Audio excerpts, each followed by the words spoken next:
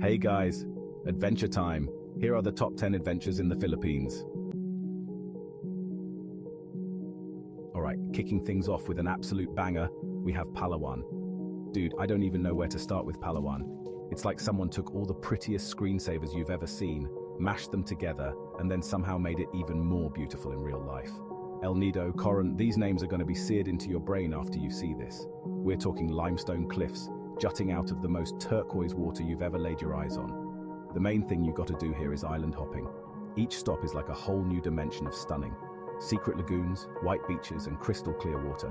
The big lagoon in El Nido, you glide through on a kayak, and it's just silence, except for the birds and the paddle dipping into the water.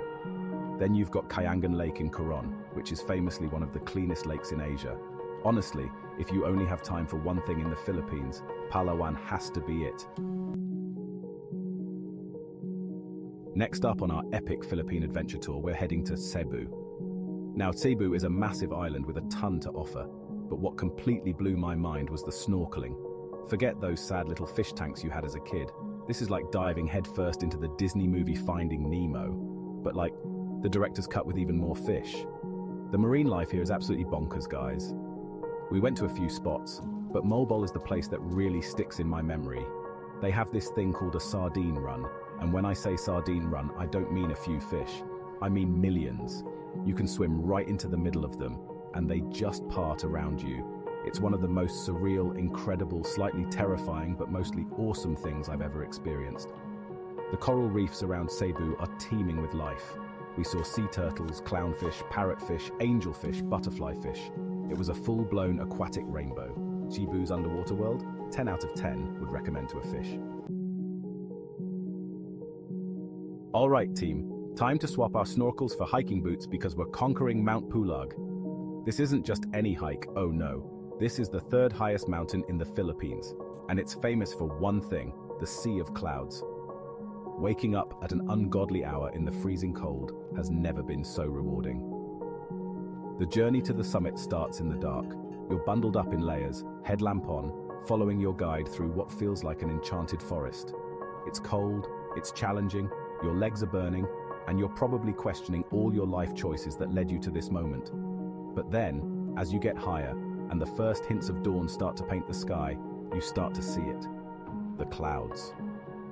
Reaching the summit of Mount Pulag just as the sun begins to peek over the horizon is a spiritual experience. The sky explodes into a million shades of orange, pink, and gold, and it's all reflected on this endless carpet of clouds. It's so quiet, so peaceful. Just the sound of the wind and everyone around you collectively gasping at the sheer beauty. Mount Pulag, you were tough, but man, you were worth every single step. Bohol's chocolate hills, nope, you can't eat them. Okay, from the freezing peaks of Mount Pulag, let's jet over to the island of Bohol, home to one of the weirdest, coolest, and most iconic landscapes in the Philippines, the Chocolate Hills. And no, before you ask, they're not actually made of chocolate. Imagine over 1,000 perfectly cone-shaped hills, spread out as far as the eye can see. During the dry season, the grass covering these hills turns a rich, chocolatey brown, which is where they get their name. It looks like a giant box of Hershey's Kisses got dumped all over the countryside. It's such a unique geological formation. There's nothing quite like it anywhere else in the world. We went to a viewing deck that gives you this incredible panoramic view of the hills. They're so uniform in shape and size, it almost looks man-made, but it's all natural. Aside from just admiring them from afar, you can also get a bit closer. We rented some ATVs because, when in Bohol, ride an ATV through slightly less chocolatey terrain near the Chocolate Hills. Bohol is more than just the Chocolate Hills, though. Puerto Princesa's underground river. Spooky, awesome, UNESCO approved, adventure time continues underground. We're in Puerto Princesa, exploring the famous underground river. This is a massive, navigable underground river system. It's a UNESCO World Heritage Site and one of the new 7 wonders of nature. The experience starts with a boat ride to the cave entrance. Then you get into a paddle boat and glide into the darkness. Inside, it's like a different world. The scale of the cave is immense. There are huge caverns, some called cathedrals. Stalactites and stalagmites formed over thousands of years. The boatmen had names for all the formations. It's amazing what your imagination can see in the shadows. Siargao surfing, catching waves. All right, dudes and dudettes, wax up your boards because we're heading to the surfing capital of the Philippines, Siargao. This island is legendary, especially for a spot called Cloud 9, which hosts international surfing competitions. Now, am I a pro surfer? Absolutely not. Did I wipe out spectacularly multiple times? You bet your sweet bippy I did. But did I have an absolute blast? 100%. Siargao has this incredible surf culture and a super chill vibe that's infectious. Cloud 9 itself is pretty gnarly, with powerful hollow waves that are definitely for experienced surfers.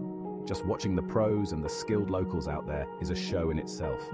They make it look so effortless, carving up these massive waves. I mostly just watch them from the iconic Cloud 9 boardwalk, jaw on the floor, occasionally getting sprayed by the ocean. But don't worry if you're a beginner like me. Siargao has plenty of surf spots with gentler waves, perfect for learning. Beyond the surfing, Siargao is just a beautiful island. Okay, so we've snorkeled, we've hiked, we've explored caves, but now it's time to go deep, like scuba diving deep. And not just anywhere, but in Tubataha Reef's Natural Park. This place, guys, is on another level. It's a UNESCO World Heritage Site located way out in the middle of the Sulu Sea, and it's considered one of the best dive spots on the entire planet. The biodiversity in Tubataha is just insane. It's like all the fish in the ocean decided to have a massive party, and this is the VIP section. We're talking pristine coral reefs stretching as far as you can see, teeming with every kind of marine life imaginable. Huge schools of jackfish and barracuda swirling around you in giant vortexes. Colorful reef fish darting in and out of the corals. And the big stuff, oh yeah, they've got the big stuff. We saw so many sharks, white-tip reef sharks, black-tip reef sharks, even gray reef sharks. All right, let's take a break from the ocean for a bit and head up into the mountains of North Luzon to a place that looks like it's been carved by giants. The Banawe Rice Terraces. These things are absolutely epic. We're talking about rice paddies that have been hand-carved into the sides of mountains by the Ifugao people, like 2,000 years ago. 2,000 years. My mind can barely comprehend that. It's an ancient engineering marvel, often called the eighth wonder of the world, and when you see them, you understand why. The scale of these terraces is just staggering. They stretch for miles, following the contours of the mountains, creating this incredible, intricate landscape of green or gold, depending on the season. It's like a giant living staircase reaching up to the sky. And the fact that this was all built by hand, using minimal tools generations ago, and is still being used to grow rice today, that's just awe-inspiring. It's a testament to human ingenuity and a deep connection to the land. After all that intense adventuring, we deserve some R&R. Welcome to Boracay, famous for its powdery white sand and stunning sunsets. The sand is so fine, it's like walking on flour. After a massive cleanup, it's more beautiful than ever. Perfect for swimming, sunbathing, or just relaxing. And the sunsets? Oh my God. Last, but definitely not least on our list of must-do adventures in the Philippines is experiencing one of their incredible festivals. Seriously, Filipinos know how to throw a party. These festivals, or fiestas, are a huge part of the culture, and they are an absolute explosion of color, music, dancing, and pure, unadulterated joy. If you can time your trip to coincide with a major festival, you are in for a treat, my friends. It's like the whole country just decides to be happy all at once. There are so many different festivals throughout the year, each with its own unique traditions and significance, often celebrating a patron saint or a historical event or a harvest. We're talking street parades with gigantic, elaborate floats, dances in the most incredible, vibrant costumes you've ever seen, and music that just makes you want to move. The energy is infectious. You can't help but smile and get caught up in it all. And there you have it, folks. 10 absolutely insane must-do adventures in the Philippines. From the stunning islands of Palawan to the crazy sardine runs in Cebu, hiking above the clouds on Mount Pulag, and partying it up in Boracay. This country literally has it all. I feel like I barely even scratched the surface, but hopefully this gave you a little taste of just how incredible the Philippines is. Seriously, I'm already planning my next trip back because there's so much more I want to see and do.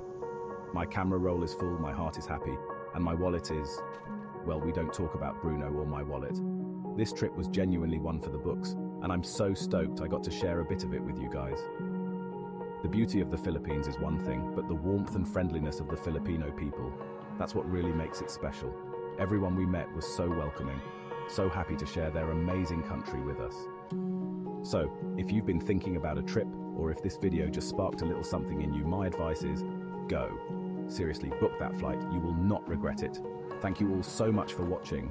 I hope you enjoyed this little adventure guide. If you did, you know the drill, smash that like button, hit subscribe so you don't miss whatever craziness I get up to next, and definitely drop a comment down below. Have you been to the Philippines? What were your favorite spots or activities? Or if you're planning a trip, what are you most excited to see? I want to hear all about it. Until next time, stay adventurous, stay awesome, and I'll see you in the next one. Peace out.